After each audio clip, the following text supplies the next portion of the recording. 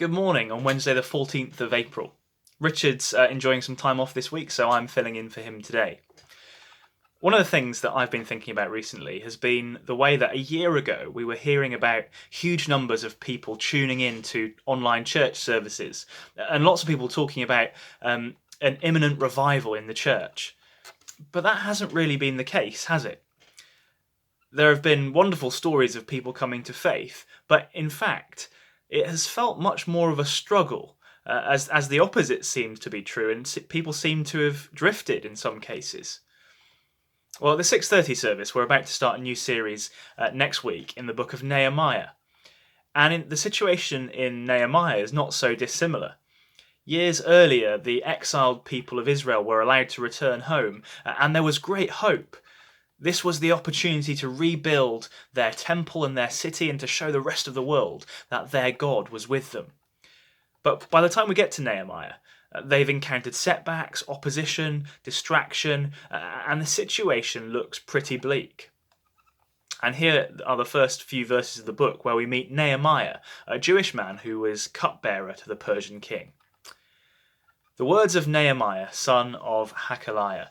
In the month of Kislev in the 20th year, while I was in the citadel of Susa, Hanani, one of my brothers, came from Judah with some other men, and I questioned them about the Jewish remnant that had survived the exile, and also about Jerusalem.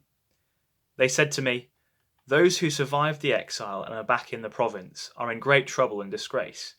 The wall of Jerusalem is broken down and its gates have been burned with fire." When I heard these things, I sat down and wept. For some days I mourned and fasted and prayed before the God of heaven.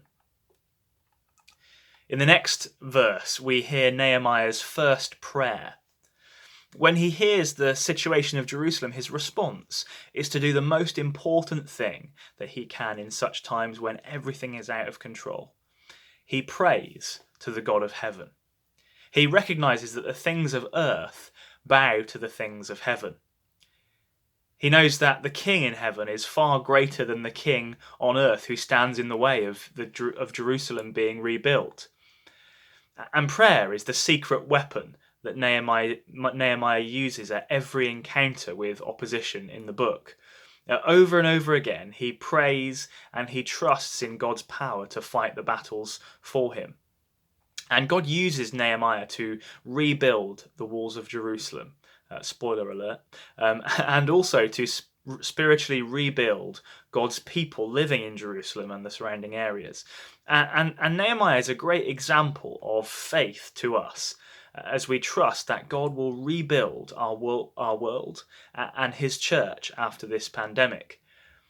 But as one of the many people that God sent to save his people in the Old Testament, Nehemiah also points to the ultimate saviour and builder of God's people, Jesus Christ, who, when we trust in him, will rebuild all of our broken walls and gates. So whatever challenge you're facing today, be comforted, because through Jesus you can come before the God of heaven with anything.